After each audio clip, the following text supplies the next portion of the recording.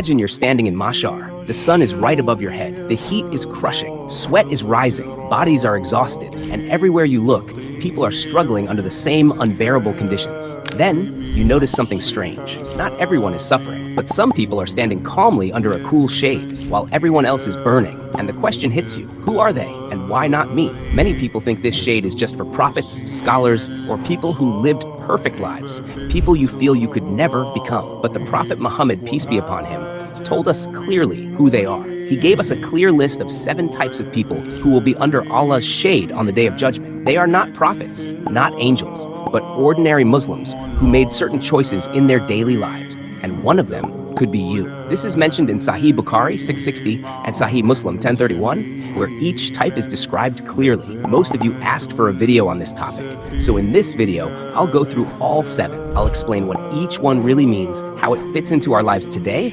and one simple action you can start doing right now. By the end, you'll know exactly which one you're aiming for. Hit subscribe, comment, like, and share this video so it reaches more people. Type 1, the just leader. This is Ibrahim. He manages a small team at his office. One day, his boss walks into his office and says, "Fire Ahmed. He's taking too much time off." Ibrahim knows why Ahmed's been gone. His mother just had surgery. His brain screams at him, "Just do it. Keep your job safe. Don't make waves." But something inside him says no. He looks his boss in the eye and says, "That's not fair. Ahmed's mother needed him. His boss isn't happy. Do it or I'll find someone who will." Ibrahim stands up, then finds someone else. Ibrahim is standing in Mashar now. The sun is crushing him from above, sweat rising past his knees, his skin burning. He looks around and billions are suffering. Then suddenly shade appears above his head, cool, peaceful. He can finally breathe. The Prophet, peace be upon him, said a just leader gets Allah's shade on that day. But leader doesn't just mean kings or presidents. It means anyone with authority over others, your family, your employees,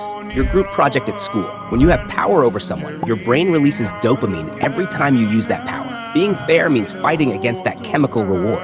Listen, you lead something. Maybe it's your siblings at home.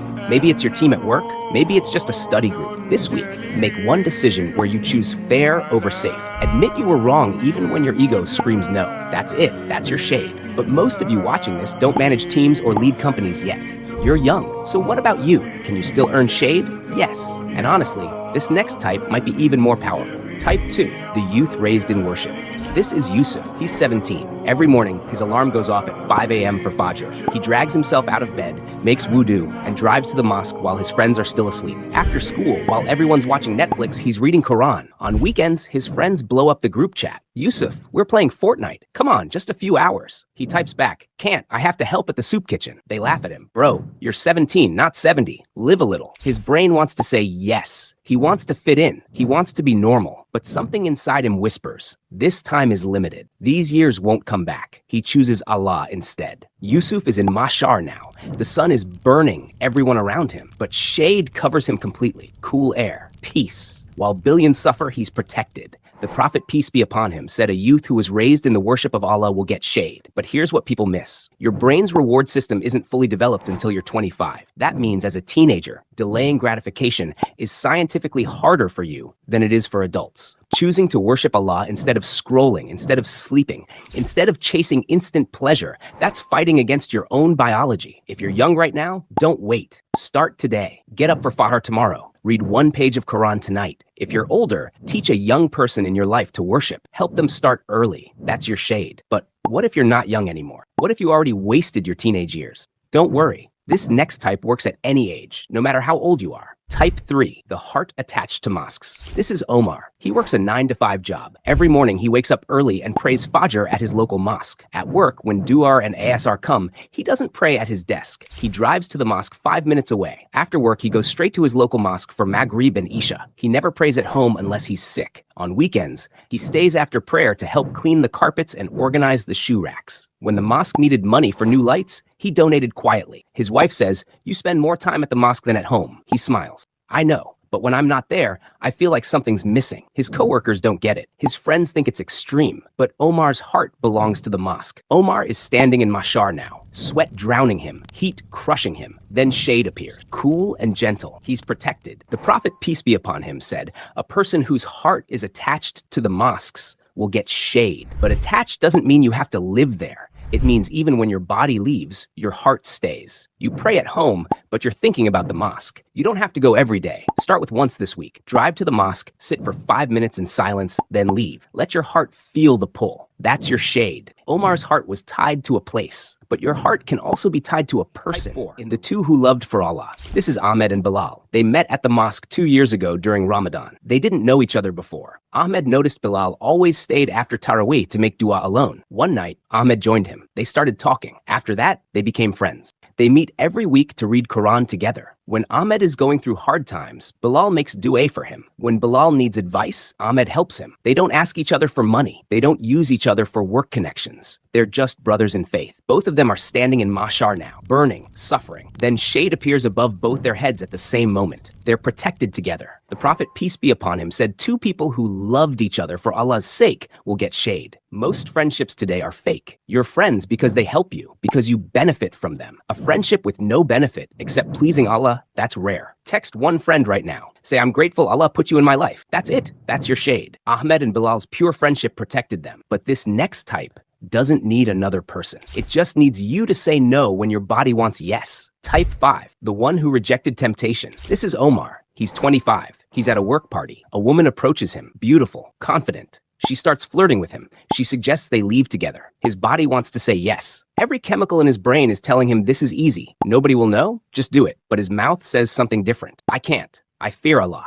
She laughs. Nobody's watching. He repeats quietly, Allah is watching. He walks away. His heart is pounding. His body is fighting him, but he leaves. Jamal is in mashar now, sun crushing him, sweat rising. Then suddenly the shade appears. Cool, safe, protected. The Prophet, peace be upon him, said a man who is called by a woman of beauty and status, but says, I fear Allah, will get shade. This is about zina, adultery or fornication. The opportunity is right there. You're alone. Nobody will find out, but you walk away purely out of fear of Allah. Your limbic system, the part of your brain that controls urges, is screaming yes. Your prefrontal cortex, the part that controls decisions, has to fight back. That battle is real. That battle counts. Identify your temptation time. Maybe it's 2 a.m. scrolling. Maybe it's when you're alone. Block that window. Install barriers. Delete that app. Fight your urges before they fight you. That's your shade. Jamal said no when his body wanted yes. That's visible to him. But this next type, it's invisible to everyone. Even the people closest to you won't know you did it. Type 6. The secret charity giver. This is Yasin. He's walking past a homeless man on the street. The man is sitting quietly with a small cup in front of him. Yasin reaches into his pocket and pulls out $20.